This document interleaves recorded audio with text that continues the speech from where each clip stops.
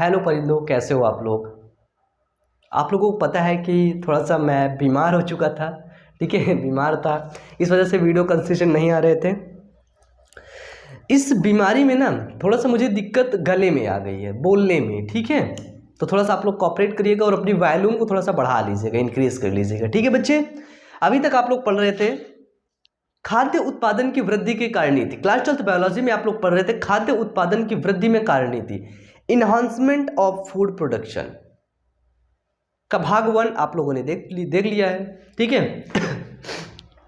अब हम लोग बात करेंगे भाग 2 के बारे में। ठीक है,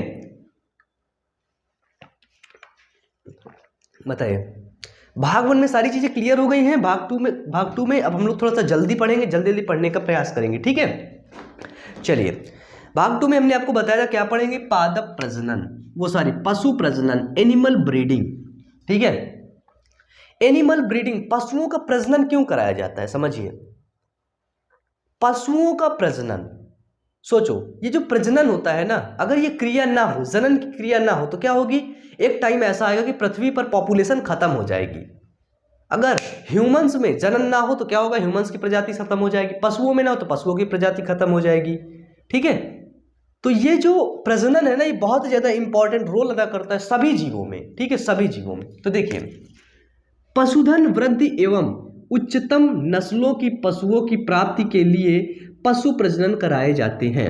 पशुधन वृद्धि यानी कि पशुओं की वृद्धि के लिए, ठीक है, पशु ज्यादा मात्रा में हो हमारे पास, और उच्चतम नस्लों की, अच्छी नस्लों की पशुओं की प्राप्त करने के लिए पशु प्रजनन बच्चे कराए जाते हैं। ठीक है, पशु प्रजनन पशुओं की आनुवंशिकता में ऐसे सुधार लाता है जिससे अच्छे व उच्चतम नस्ल वाले पशु प्राप्त हो सके।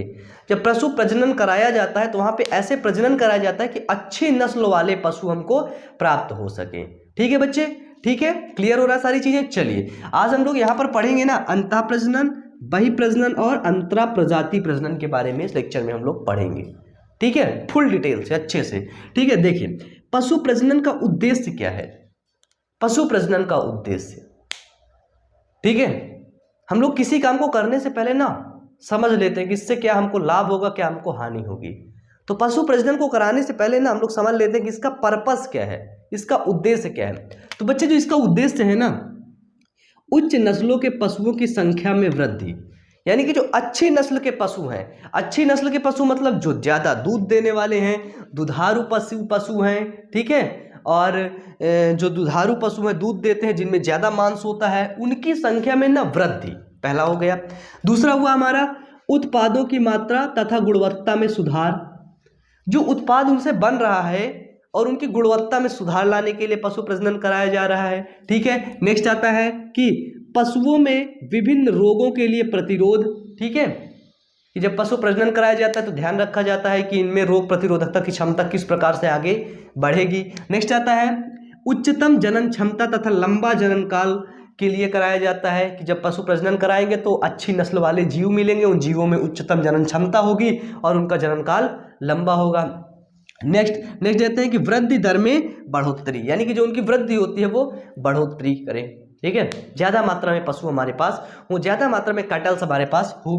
अब देखिए, पशुओं में प्रजनन के प्रकार, तो पशुओं में जो प्रजनन के प्रकार हैं बच्चे, वो 3 प्रकार के होते हैं। पहला हो गया हमारा अंतः प्रजनन, दूसरा बहि प्रजनन और तीसरा अंतरा प्रजातीय प्रजनन। पहला अंतः प्रजनन, बहि प्रजनन और अंतरा प्रजातीय प्रजनन। ठीक है, 3 प्रकार के प्रजनन होते हैं। तो मैं इसको मिटा देता हूं और अब हम लोग देखते हैं अंतः प्रजनन के बारे में, इन ब्रीडिंग के बारे में। ठीक है, तो देखिए, सबसे पहले आप लोग इसको नोट डाउन कर लीजिएगा। ठीक है, तो बच्चे, अभी तक आप लोगों को मैं बताया था, मैं बताने जा रहा हूं अंतः प्रजनन के बारे में, इन ब्रीडिंग के बारे में। ठीक है, ये टोटल एनसीईआरटी है। ठीक है, जितना एनसीईआरटी में आपके है उतना पढ़ा रहा हूँ। ठीक है, उससे थोड़ा सा एक्स्ट्रा लेकर के पढ़ा रहा हूँ। ठीक है, तो आप लोग क्या करेंगे कि सबसे पहले इसका स्क्रीनशॉट ले लेंगे। ठीक है, क्योंकि अभी मैं इसे समझाऊंगा तो सब इसमें भद्दा हो जाएगा, तुम लोग उदास हो जाओगे। ठीक है, चलो स्क्रीनशॉट ले लिए बच्चे, ले लिए। चलो अब देखते हैं अंतः प्रजनन। अंतः प्रजनन का मतलब क्या होता है, उसी में प्रजनन करवा देना, उसी में, समझो, अंतः प्रजनन, इन ब्रीडिंग। इनब्रीडिंग, अंतः प्रजनन। समझना, एक ही समष्टि, एक ही पॉपुलेशन, पॉपुलेशन कोई भी हो सकती है, जैसे कुत्ता की, बिल्ली की, गाय की, भैंस की, भैंस भैंस भैंस भैंस बहुत ढेर सारी भैंस, बहुत ढेर सारी गाय, बहुत ढेर सारी कुत्ता, ठीक है। तो एक ही पॉपुलेशन के निकट संबंधी पशुओं के बीच प्रजनन को अंतः प्रजनन कहते हैं। एक ही समष्टि के, जैसे समझ लिया हमने लिया काऊ, ये हुआ काऊ मेल और ये हुआ फीमेल, ठीक है, इससे प्रजनन करवा दिया इसका, तो ये यहाँ पे बना, एक मेल बना, एक फीमेल बना, फिर एक फीमेल बना, फिर एक मेल बना, 4 बने, है ना। तो क्या बोल रहा है, एक ही समष्टि के निकट संबंधी पशुओं के बीच प्रजनन को अंतः प्रजनन कहते हैं, उनसे उत्पन्न संतानों को अंतः प्रजात समष्टि कहते हैं। अब अंतः प्रजनन में क्या होता है समझना, निकट संबंधी प्रजनन करवा देते हैं। समझो, आपके पास में जो बगल में भैंस है ना, उसी के बच्चे से, उस भैंस के बच्चे से ही उसका प्रजनन करवा देते हैं, है ना। अब उसको ह्यूमंस में ले आओ, जैसे भाई बहन में शादी करवा देना, ठीक है। अंतः प्रजनन यही होता है, जानवरों में होता है, ह्यूमंस में ना बड़ा इसका खराब इंपैक्ट पड़े। सोचो, भाई बहन में शादी हो जाए, एक पिता अपने बेटी से शादी कर ले, एक माँ अपने बेटे से शादी कर ले, सोचो कितना मेंटालिटी इफेक्ट पड़ेगा। लेकिन ये जानवरों के साथ किया जाता है, ठीक है। थोड़ा लाइट का इशू था, लेकिन ये जानवरों के साथ किया जाता है और उसी को बोलते हैं अंतः प्रजनन। यदि एक काऊ, ये मदर है, ये फादर है, इनसे कोई बच्चा मिल रहा है फीमेल, तो इस फीमेल की शादी इस मेल से करवा दिया जाता है, इसी मेल की शादी इस फीमेल से करवा दिया जाता है, इसी को बोलते हैं अंतः प्रजनन। समझने के लिए, ठीक है, समझना बच्चे इसको, ठीक है, कोई गलत अर्थ नहीं निकालना है, इसको समझने अच्छे तरीके से। अंतः प्रजनन क्या होता है कि एक ही समष्टि के निकट संबंधी पशुओं के बीच प्रजनन की क्रिया को बोलते हैं अंतः प्रजनन। अब समझो, इसमें एक ही नस्ल के 4 से 6 पीढ़ियों तक प्रजनन कराया जाता है। इसमें जो एक ही नस्ल के 4 से 6 पीढ़ियों तक संक्रमण कराया जाता है, यानी कि अगर इस पीढ़ी के बच्चे पैदा हुए तो फिर उनमें प्रजनन कराया गया, फिर उसके बाद तीसरी पीढ़ी के फिर करवाया गया, चौथी पीढ़ी फिर आपस में प्रजनन कराया गया, फिर 5वीं पीढ़ी फिर आपस में प्रजनन कराया गया। इस तरह से प्रजनन कराया जाता है अंतः प्रजनन में, ठीक है। जैसे देखिए, गाय और भैंस की उत्तमता दूध देने की क्षमता, ठीक है। जो गाय और भैंस की जो उत्तमता होती है वो होती दूध देने की क्षमता, कितनी कैपेसिटी है दूध देने की, ठीक है, क्षमता पर आधारित है। तथा सांडों की उत्तमता उनके रोगायुक्त तथा संतानोत्पत्ति की क्षमता पर आधारित है, ठीक है।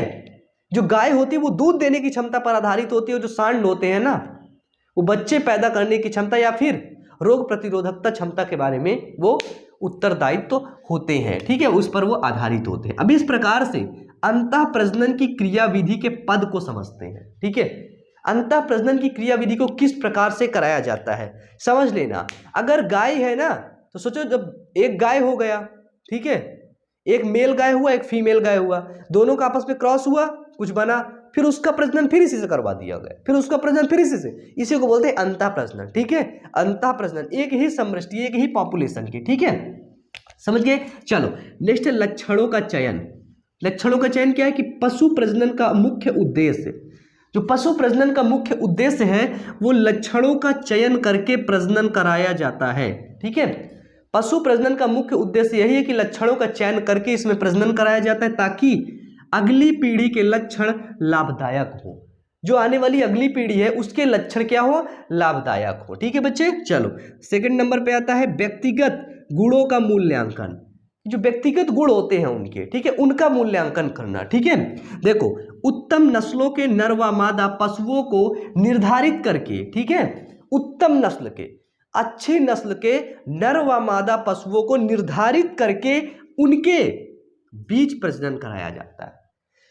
जो इस प्रजनन से जो जीव बन रहे हैं, उत्तम जीव, अच्छे जीव को निर्धारित करके फिर से प्रजनन कराया जाता है, ठीक है। सेकंड नंबर संतति परीक्षण।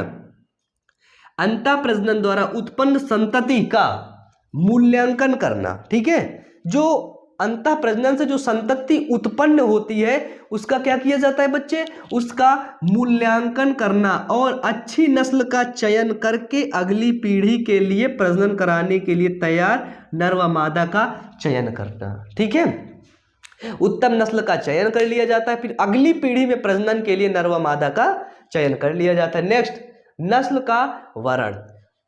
वर्णात्मक अंतः प्रजनन को, ठीक है, 4 से 6 पीढ़ियों तक प्रजनन को दोहराया जाता है। ठीक है, इस प्रजनन को 4 से 6 पीढ़ियों तक दोहराया जाता है, ये होता है हमारा अंतः प्रजनन, इन ब्रीडिंग। ठीक है, तो आप लोग इसको लिख लीजिए। अब हम लोग पढ़ेंगे इन ब्रीडिंग के लाभ, अंतः प्रजनन के लाभ। ठीक है, अब हम लोग क्या देखेंगे कि अंतः प्रजनन के लाभ। ठीक है, तो सभी लोग अब हेडिंग डालेंगे अपना, अंतः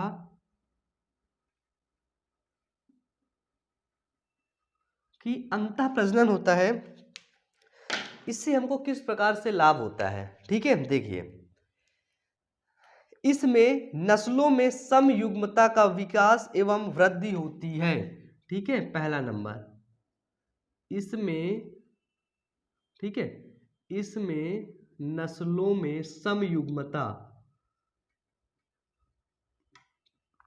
समयुग्मता का विकास। ठीक है, समयुग्मता क्या होता है कि इनमें जो लक्षण होता है ना वो समान होता है। ठीक है, समयुग्मी जो लक्षण खराब होता है ना वो छांट दिया जाता है, छंट जाता है। ठीक है, समयुग्मता का विकास तत् एवं वृद्धि होती है। ठीक है, समयुग्मता का विकास एवं वृद्धि होती है। ठीक है, फर्स्ट नंबर। सेकंड नंबर देखिए, अंतः प्रजनन से शुद्ध क्रम प्राप्त होता है। ठीक है, अंतः प्रजनन से शुद्ध क्रम प्राप्त होता है तथा आनुवंशिक विविधता कम होती है। ठीक है, समझना, अंतः प्रजनन से क्या प्राप्त होता है बच्चे, शुद्ध क्रम। ठीक है, अंतः प्रजनन से शुद्ध क्रम प्राप्त होता है। ठीक है, तथा आनुवंशिक विविधता कम होती है।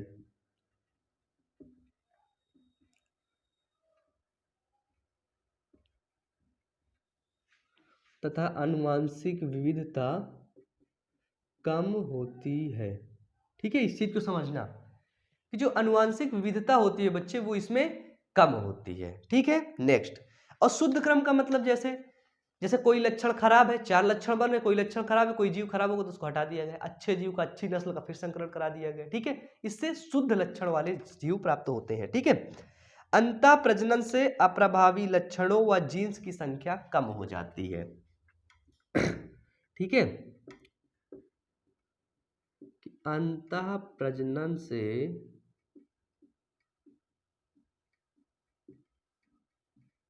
अप्रभावी लक्षणों व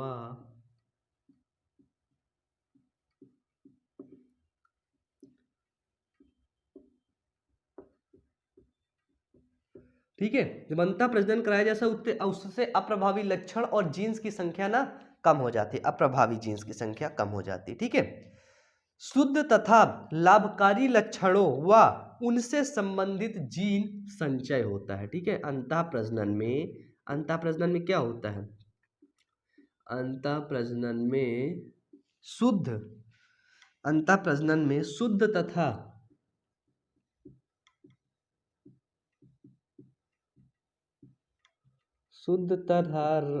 लाभकारी लक्षणों वाले जीन, ठीक है, शुद्ध तथा लाभकारी लक्षणों वाले जीन्स का संचय होता है।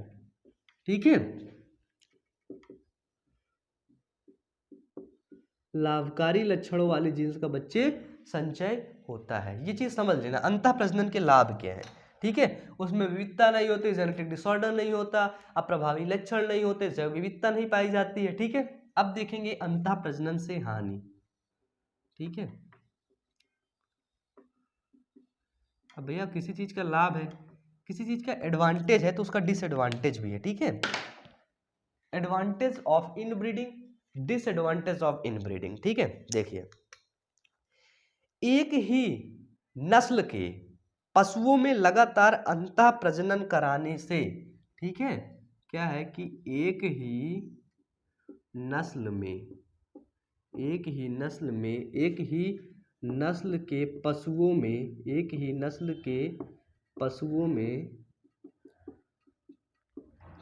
में लगातार अंतः प्रजनन,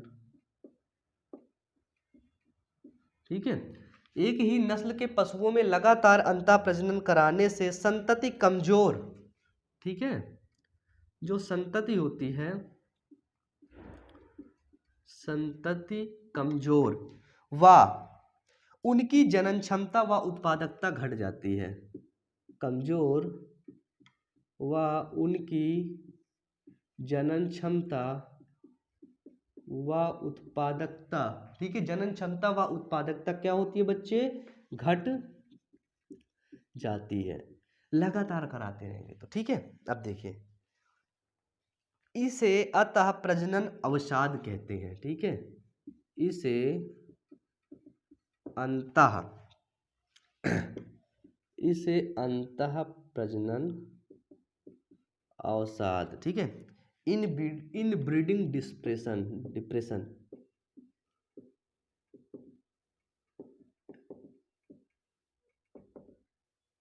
इसे अंतः प्रजनन अवसाद कहते हैं, ठीक है। बताइए, वो लाभ हुआ वो हानि हुआ। अंतः प्रजनन अवसाद यानी कि बार बार यार उसी नस्ल के, है ना, उसी नस्ल के जीव में आप बार बार उसी मतलब कि करा रहे हो प्रजनन, तो भैया दिक्कत तो होगी ना, है ना। अगर ऐसा ही प्रजनन सोचो अगर मनुष्यों में होने लगा तो सोचो बहुत दिक्कत आ जाएगी, ठीक है, सबसे बड़ी दिक्कत आ जाएगी। तो इसको आप लोग लिख लीजिए। अब हम लोग चलते हैं नेक्स्ट टॉपिक की तरफ, बही प्रजनन आउट ब्रीडिंग के बारे में, ठीक है। चलिए लिख लीजिए इसको मिटा दे, फिर अब इसको साफ कर देते, फिर आगे चलते हैं हम लोग, ठीक है। ठीक है, अब हम लोग समझेंगे बही प्रजनन के बारे में, यानी कि आउट ब्रीडिंग क्या होता है। इन ब्रीडिंग आप लोग अच्छे तरीके से समझ चुके हैं, बताइए समझ चुके हैं ना मेरे सभी बच्चे, इन ब्रीडिंग समझ चुके हैं, बताइए। सभी लोग थम्स अप करिए, लाइक कर दीजिए वीडियो को, और नहीं अच्छा लग रहा तो डिसलाइक कर दो तुरंत, ठीक है। मजाक नहीं कर रहे, सच बोल रहे हैं। देखो, आउट ब्रीडिंग बही प्रजनन क्या होता है कि बिना किसी संबंध वाले पशुओं के मध्य होने वाला प्रजनन ही बही प्रजनन कहलाता है। बही प्रजनन में इसमें एक ही नस्ल अथवा भिन्न भिन्न नस्लों की अथवा विभिन्न प्रजातियों की पशुओं के बीच प्रजनन कराया जाता है। इसमें एक ही नस्ल के बीच या फिर विभिन्न नस्लों के बीच या फिर विभिन्न प्रजातियों के बीच प्रजनन कराया जाता है, बही प्रजनन कहलाता है। इस प्रजनन का जो पहला जो बही प्रजनन होता है, बही प्रजनन निम्न 3 प्रकार का होता है, ठीक है बच्चे। बही प्रजनन निम्नलिखित 3 प्रकार का होता है।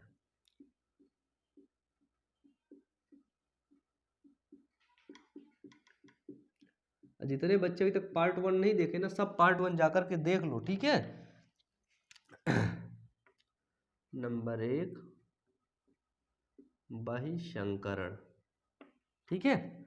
बही संकरण में क्या होता है समझिएगा कि एक ही नस्ल के परंतु अलग अलग पूर्वजों से उत्पन्न पशुओं के बीच होने वाला प्रजनन, ठीक है। क्या है कि एक ही नस्ल के, जो इनकी नस्लें होंगी ना वो एक होंगी, ठीक है, परंतु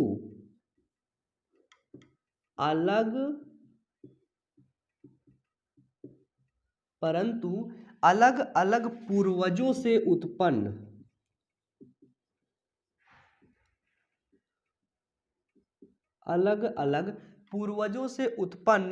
पशुओं के बीच, ठीक है,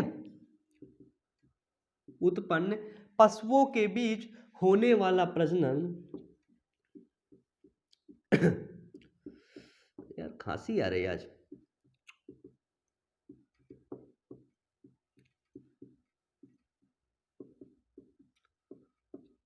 बताओ, समझ आ रहा है ना? बताइए, सही बच्चे बताएंगे? ठीक है।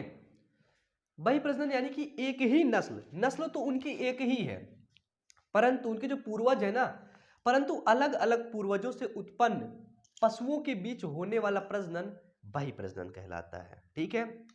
अब देखिए, वही प्रजनन में क्या किया जाता है कि इसमें 4 से 6 पीढ़ियों तक दोनों के पूर्वज समान नहीं होना चाहिए। इस प्रजनन में 4 से 6 पीढ़ियों तक पूर्वज समान नहीं होना चाहिए।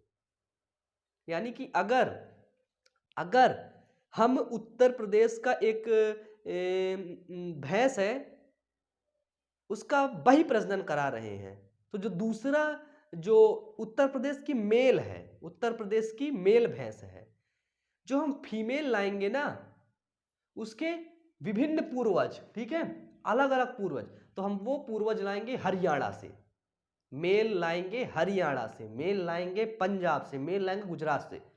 ऐसे नहीं कि उत्तर प्रदेश से इधर से लाए और उधर थोड़ी दूर गए, उधर ही से फिर एक फीमेल लेकर प्रजनन, नहीं, क्या बोलते हैं, अलग अलग पूर्वज, उनके पूर्वज अलग हो। ठीक है। अब देखिए, प्रजनन की इस विधि को पशुओं के लिए सर्वश्रेष्ठ मानी जाती है जिनकी दुग्ध उत्पादन क्षमता और मांस दर औसत में कम होती है। ठीक है। वही उत्पादन में क्या होता है, प्रजनन की इस विधि, पशु प्रजनन की इस विधि को सर्वश्रेष्ठ माना जाता है। ठीक है।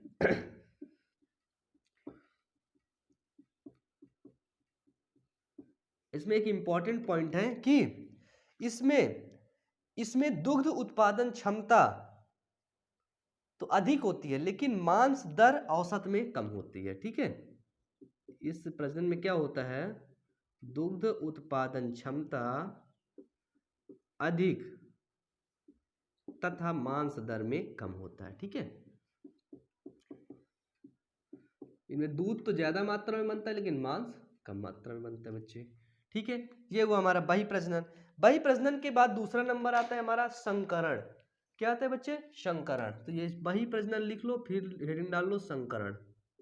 संकरण क्या होता है कि इस विधि में एक नस्ल के सर्वश्रेष्ठ नर और दूसरे के सर्वश्रेष्ठ मादा के बीच में संक्रमण कराया जाता है।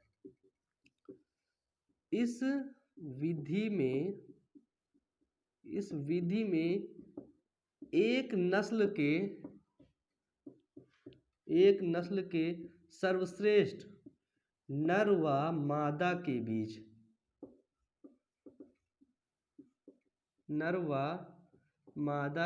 प्रजनन कराया जाता है। ठीक है। यानी कि सर्वश्रेष्ठ नर भी होनी चाहिए और सर्वश्रेष्ठ मादा भी होनी चाहिए। ठीक है बच्चे, सर्वश्रेष्ठ नर और सर्वश्रेष्ठ मादा के बीच प्रजनन कराया जाता है। ठीक है। इसमें क्या होगा, इसमें दोनों लक्षणों के वांछनीय गुण संतति पशुओं में आ जाते हैं। ठीक है। क्या होता है, इसमें दोनों लक्षणों के, ठीक है, इसमें दोनों लक्षणों के वांछनीय गुण, जिनके अच्छे गुण होते हैं, ठीक है, वांछनीय गुण संतति पशुओं में आ जाते हैं।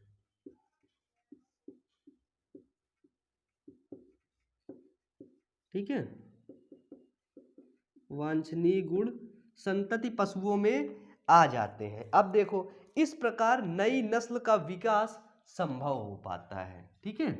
जब संतति में आ जाएंगे तो इस प्रकार क्या होगा, इस प्रकार नई नस्ल का विकास संभव हो पाता है। बताओ, सबसे अच्छा नर लिया, सबसे अच्छा मादा लिया, आपस में क्रॉस कराए तो भैया एक नई नस्ल का विकास संभव होगा ना। सबसे अच्छे अच्छे गुण वाले नर और मादा लाए तो भैया जाहिर सी बात है एक नया नस्ल मिलेगा आप लोगों को। जैसे आपके एनसीईआरटी में एक एग्जाम्पल है, एनसीईआरटी बुक सभी बच्चे खोल के देख लोगे। ठीक है। हिसरडेल एक भेड़ होती है, भेड़ की नई नस्ल जिसको बोलते हैं, ठीक है,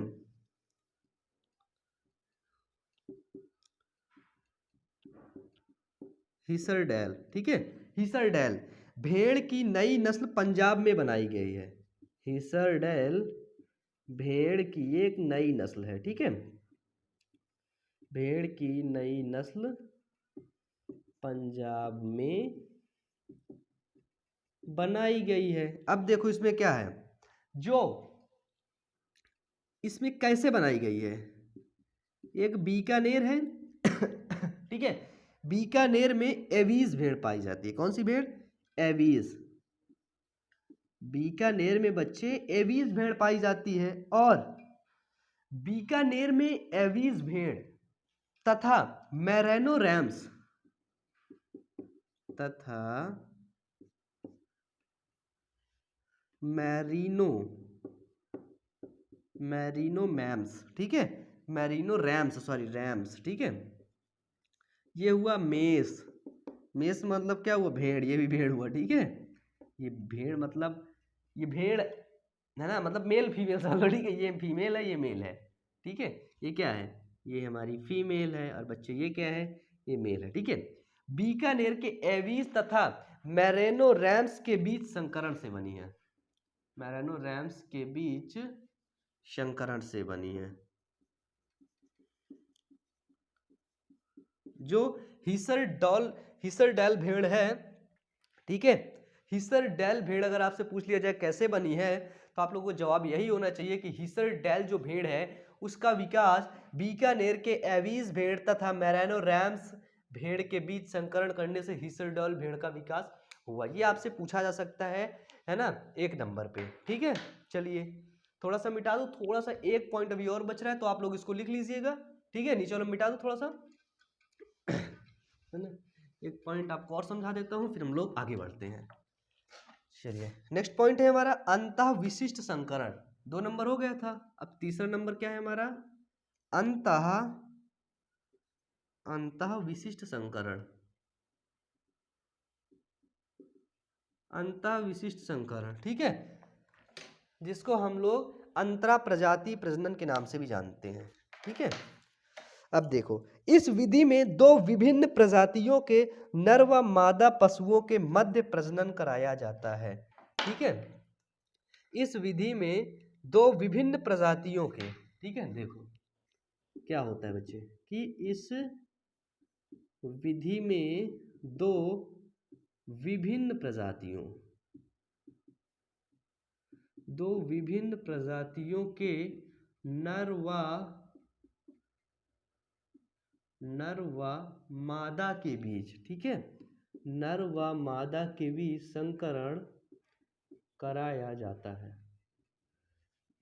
इस विधि में 2 विभिन्न प्रजातियों के नर व मादा के बीच संकरण कराया जाता है, ठीक है, उनके मध्य प्रजनन कराया जाता है।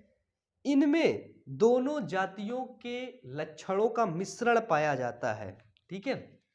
इनसे जो संतान उत्पन्न होती है, इनमें दोनों नस्लों, ठीक है, दोनों नस्लों या फिर लिख सकते हैं जातियों, ठीक है, इनमें दोनों नस्लों या जातियों के लक्षणों का मिश्रण पाया जाता है, ठीक है। दोनों जातियों के लक्षणों का बच्चे मिश्रण पाया जाता है, ठीक है, कोई दिक्कत। किंतु यह प्रायः, लिख लो, यह प्रायः बद्ध स्टेराइल, यह प्रायः बद्ध होते हैं। बद्ध का मतलब क्या होते हैं? ये बच्चे नहीं पैदा कर सकते हैं बच्चे, ठीक है, ठीक है बच्चे, ये बच्चे नहीं पैदा कर सकते, ये प्रायः स्टेराइल होते हैं, ये प्रायः बद्ध होते हैं। जैसे घोड़े व गधे के बीच, जैसे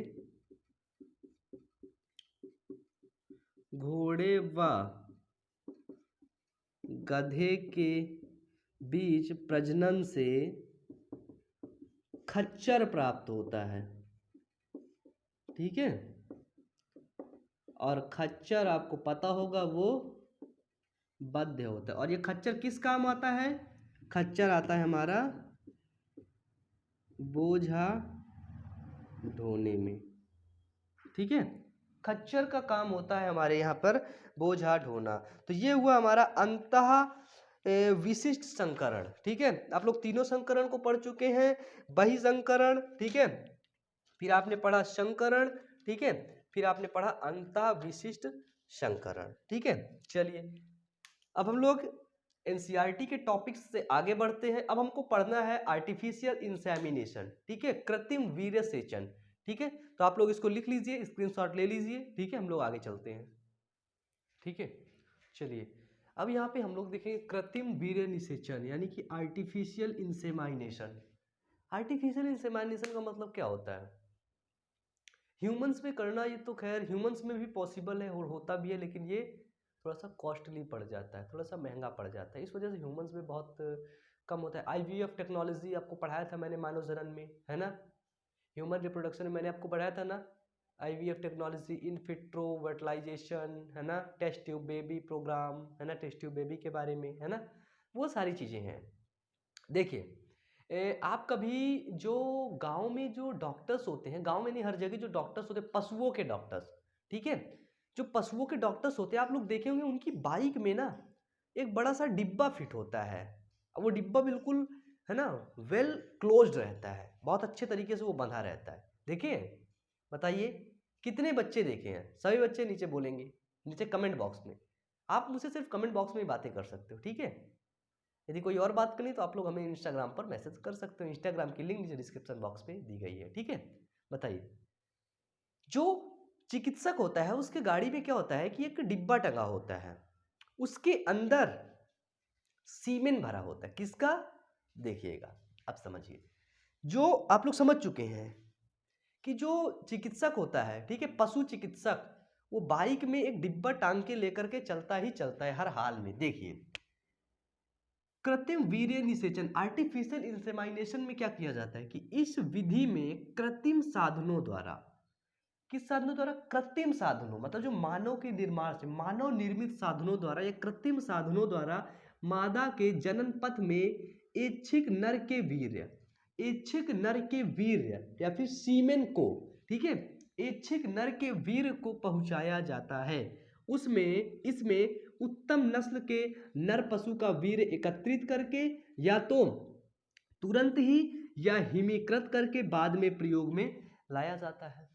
यानी कि एक अच्छी नस्ल का जैसे नर है, हम समझ गए कि भैया जो बगल में हमारे एक भैंस है, ऐसे ही बता रहा हूँ, ठीक है, वो एक अच्छी नस्ल की है, ठीक है, हमने उसको चेक किया, सब तरीके से वो अच्छी है, ठीक है, बायोटेक्नोलॉजी में, ठीक है। अब हमने उस भैंसे का, है ना, ये सीमेन निकाल लिया, ठीक है, सीमेन हम आर्टिफिशियली द्वारा ले लिए, फिर वो सीमेन को हम बहुत ढेर सारी भैंसों में इंसेमाइन करवा दिए, ठीक है, फ्यूज करवा दिए। अब उनसे जो बेबी बन रहा है, उनसे जो नया जो संतान बन रहा है, वो अच्छा बन रहा है, ज्यादा दुधारू बन रहा है, ज्यादा दूध देने वाला बन रहा है ना। इस तरह को बोलते हैं आर्टिफिशियल इंसेमाइनेशन, ठीक है। और उस वीर्य को, उस सीमेन को तुरंत ही प्रयोग में लाया जा सकता है, या फिर अब सोचो जैसे जैसे हम ऑस्ट्रेलिया गए, वहां से कोई सीमेन हमको मिल गया, वहां से हमको इंडिया लाना है, तो इंडिया लाने के लिए क्या करेंगे? हिमीकृत करके उसको लाया जा सकता है। ऐसे नहीं उसको बर्फ में जमा दो, कटोरा लेके बर्फ में जमा दो, ऐसे नहीं, हिमीकृत करके। हिमीकृत मतलब वही जो डिब्बा होता है ना, उसमें नाइट्रोजन होती, बहुत ज्यादा वो ठंडा होता है, बहुत ज्यादा ठंडा, हाथ वाथ पड़ जाए ना तो तुरंत में चिपक जाए वो, है ना, इतना ज्यादा ठंडा होता है वो डिब्बा, ठीक है, हिमीकृत करके लाया जा सकता है। अब देखिए कृत्रिम वीर्य सेचन का महत्व, ठीक है, क्या हेडिंग है अब आपकी? कृत्रिम वीर्य सेचन का महत्व।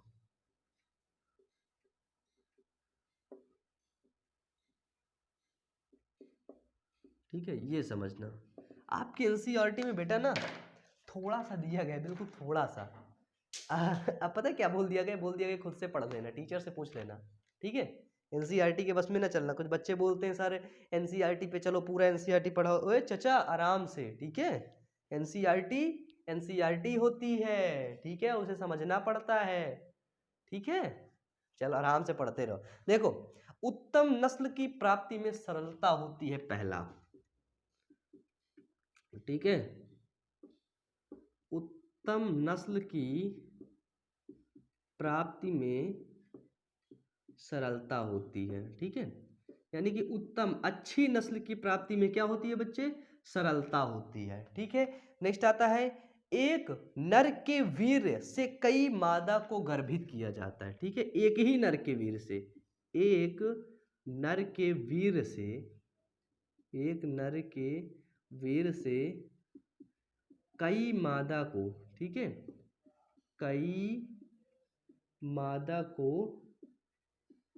गर्भित किया जाता है। ठीक है, एक नर के वीर्य से कई मादा को, एक दो नहीं, कई मादा को गर्भित किया जाता है। तीसरा आ गया वीर्य को हिमीकृत करके एक स्थान से दूसरे स्थान तक लाया जाता है। ठीक है, वीर्य को हिमीकृत मतलब ठंडा करके, ठीक है, समझ लेना, वीर्य को हिमीकृत करके ट्रांसपोर्ट किया जाता है।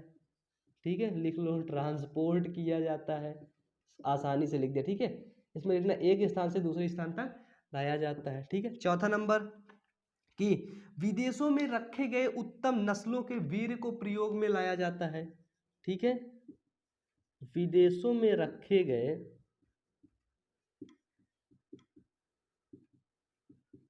उत्तम नस्लों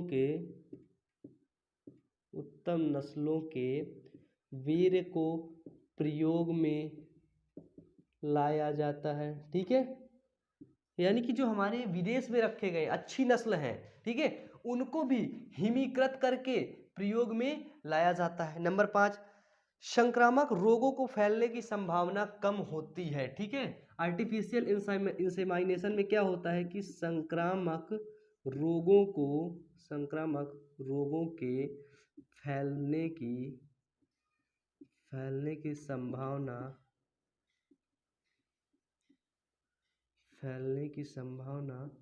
कम होती है। ठीक है, संक्रामक रोगों के फैलने की संभावना बच्चे क्या होती है, कम होती है। नेक्स्ट छठवां नंबर है कि सामान्य प्रजनन से उत्पन्न अनेक समस्याएं कृत्रिम वीर्य निषेचन द्वारा दूर हो सकती हैं। ठीक है, क्या है कि सामान्य प्रजनन से, ठीक है, सामान्य प्रजनन से उत्पन्न अनेक समस्याएं, ठीक है, जो सामान्य जनरल जो जनरल है ना प्रजनन होता है उससे अनेक समस्याएं होती हैं। ठीक है, और वो समस्याएं कृत्रिम वीर्य सेचन द्वारा दूर हो सकती हैं। ठीक है, और वही समस्याएं कृत्रिम वीर्य सेचन द्वारा दूर हो सकती हैं।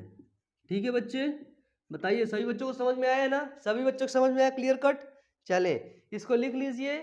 ठीक है, तय एक एक चीज को बच्चे चलना है। ठीक है, एक एक चीज को टॉपिक एनसीईआरटी अगर कह दिया इतना पढ़ो ना तो हम उतना पढ़ेंगे। ठीक है, उतना तो हम बिल्कुल पढ़ेंगे, 100% श्योर गारंटीड हम उतना पढ़ेंगे, लेकिन उसको समझ कर अच्छे से पढ़ेंगे। ठीक है, तो चलिए इसको अपने कॉपी में आप लोग नोट डाउन कर लीजिए, फिर हम लोग चलते हैं आगे। अब एक छोटा सा टॉपिक है एनसीईआरटी का, बस उसको पढ़ के हम लोग इस चैप्टर को हम लोग खत्म करते हैं, इस चैप्टर को एंड करते हैं। ठीक है, चलिए मिटा दें हम इसको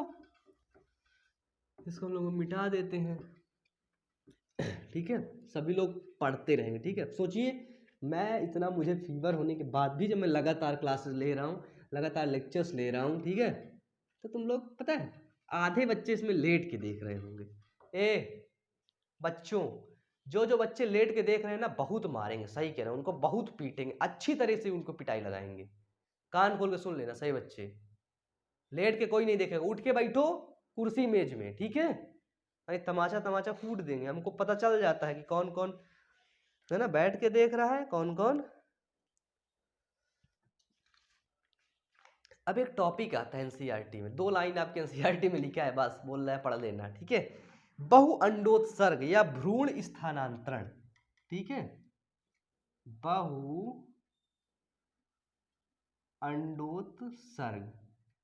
या फिर क्या है, भ्रूण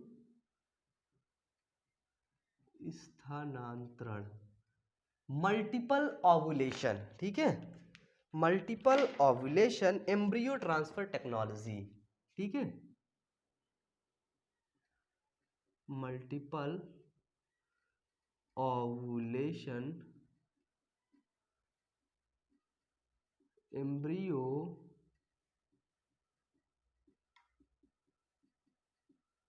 एम्ब्रियो ट्रांसफर टेक्नोलॉजी, ठीक है। Multiple ovulation, embryo transfer technology के बारे में पढ़ेंगे, ठीक है। देखिए मल्टीपल ओवुलेशन का मतलब क्या होता है बच्चे, समझना, ठीक है, समझने का टॉपिक है। जैसे कोई एक गाय है, ठीक है, वो अंडे नहीं दे सकती, ठीक है, मतलब उसका जो ओवरी है वो खराब है। अब जब उसके ओवरी से अंडे नहीं निकलेंगे तो वो मतलब बच्चे नहीं पैदा कर सकेगी, है ना। ओवम निकलेगा, स्पर्म बाहर से मिलेगा, ठीक है, मेल स्पर्म देगा। अब जब मेल स्पर्म देगा तो वो बच्चे नहीं पैदा कर पाएगी क्योंकि अंडे उसके निकल ही नहीं रहे। तो अब हम लोग क्या करते हैं कि जो गाय, जैसे कोई नॉर्मल गाय है फिर या फिर भैंस है, ठीक है, वो एक मतलब एक महीने में ना एक अंडे देती है। हम उसमें कुछ ऐसा इंजेक्शन लगा देते हैं या कुछ भी दे देते हैं जिसके माध्यम से वो एक अंडे 6 अंडे हो जाए, वो एक महीने के अंदर 6 अंडे दे। और जब वो 6 अंडे देगी तो हम उन 6 अंडों को फ्यूज करा देंगे। आप बताइए, आपके अगर अगर जब जो नर जो मादा होती है, जो महिलाएं होती हैं, अगर उनके ओवरी से किसी महीने 2 अंडे निकल गए, 2 अंडे निकल गए और स्पर्म उधर से आ गए तो दोनों अंडे फ्यूज हो जाएंगे, दोनों जुड़वा बच्चे बन जाएंगे, ठीक है। बहुअंडोत्सर्ग में क्या किया जाता है, प्रेरित किया जाता है बहुत अंडे बनाने के लिए। ओवरी को प्रेरित किया जाता है बहुत अंडे बनाने के लिए, ठीक है। बहु अंडोत्सर्ग में क्या किया जाता है कि अंडाशय को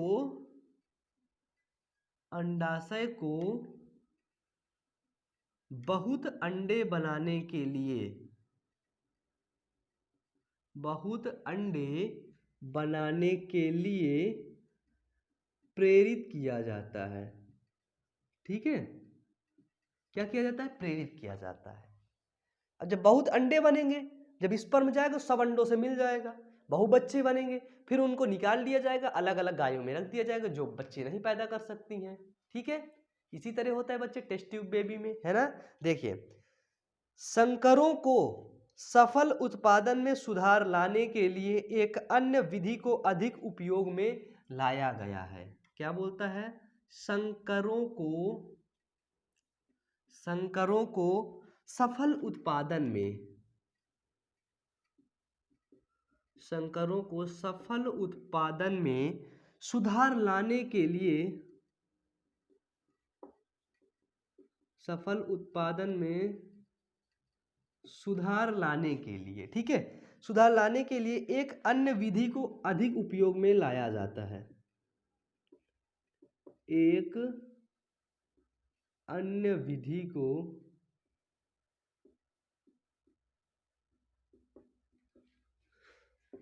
अधिक उपयोग में लाया जाता है। और वो अन्य विधि कौन सी है बच्चे, बहुअंडोत्सर्ग, मल्टीपल ओवुलेशन, ठीक है। बताइए सही बच्चों, क्लियर है यहां तक किसी बच्चे कोई दिक्कत है। देखिए डेयरी पशुओं में, कौन से पशुओं में, डेयरी पशुओं में बहुअंडोत्सर्ग एवं भ्रूण स्थानांतरण की विधि कृत्रिम जनन की एक प्रभावी विधि है, ठीक है। डेयरी पशुओं में भ्रूण स्थानांतरण की विधि, ठीक है, भ्रूण स्थानांतरण की विधि या फिर बहुअंडोत्सर्ग की विधि, बहुअंडोत्सर्ग की विधि, ठीक है, बहुअंडोत्सर्ग की विधि कृत्रिम जनन की एक प्रभावी विधि है, ठीक है। क्या है कि कृत्रिम जनन की एक प्रभावी विधि है, ठीक है, बहुअंडोत्सर्ग।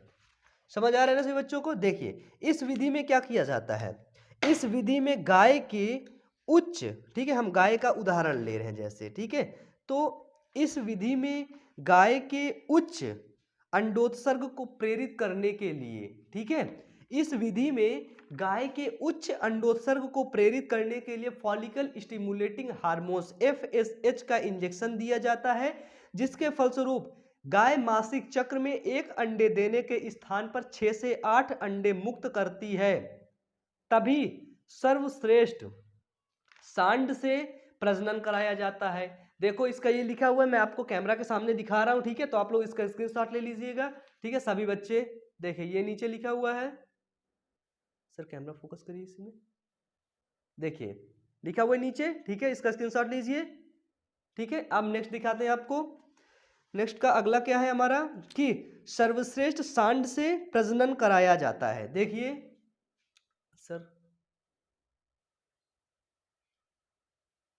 ठीक है सर, देखिए, ठीक है, स्क्रीनशॉट ले लिए आप सभी बच्चे। चलिए ठीक है, अब हम लोग देखते हैं। सर्वश्रेष्ठ सांड से प्रजनन कराया जाता है तथा कृत्रिम वीर्य निषेचन कराया जाता है, ठीक है, जिसमें निषेचन हो जाता है जब निषेचित अंडे अभी उस मादा के गर्भ में ही रहेंगे।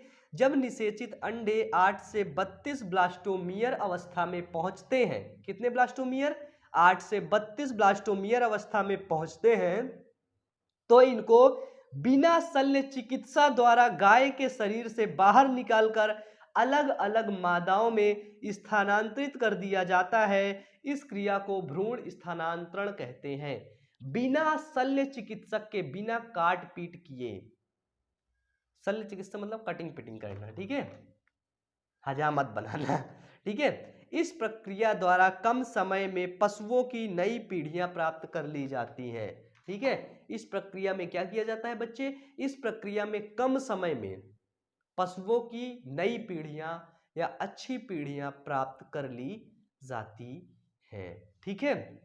तो आज का टॉपिक आपका समाप्त होता है यहीं पर, ठीक है। अब हम लोग पढ़ेंगे नेक्स्ट टॉपिक में मधुमक्खी पालन, एपीकल्चर, ठीक है। चलिए, तो पढ़ते रहिए, मेहनत करते रहिए, मौज में रहिए, ठीक है। लेकिन बायोमन फैकल्टी के अंदर ना पढ़ो, मेहनत करो, दौड़ो, क्योंकि आपके पीछे मैं बस नहीं काम कर रहा हूं, मेरे पीछे 5-6 लोगों की टीम काम कर रही है, ठीक है। और भी लोग इस ऑर्गेनाइजेशन में काम कर रहे हैं। आपको लग रहा होगा खाली बायोमन आता है पढ़ा के चला जाता है, ऐसा कुछ नहीं है सर। यहाँ पे बहुत बड़ी, ठीक है, टीम लग रही है, वो इसको सब बना रही है, ठीक है। और आप लोगों का इसी तरह अगर सपोर्ट रहा, अच्छे से आप लोग पढ़ते रहोगे ना, तो बहुत जल्दी हम लोग ना नए नए टीचर्स को हायर करेंगे, ठीक है। तो चलिए पढ़ते रहिए, मेहनत करते रहिए। Wish you all the best. Thank you.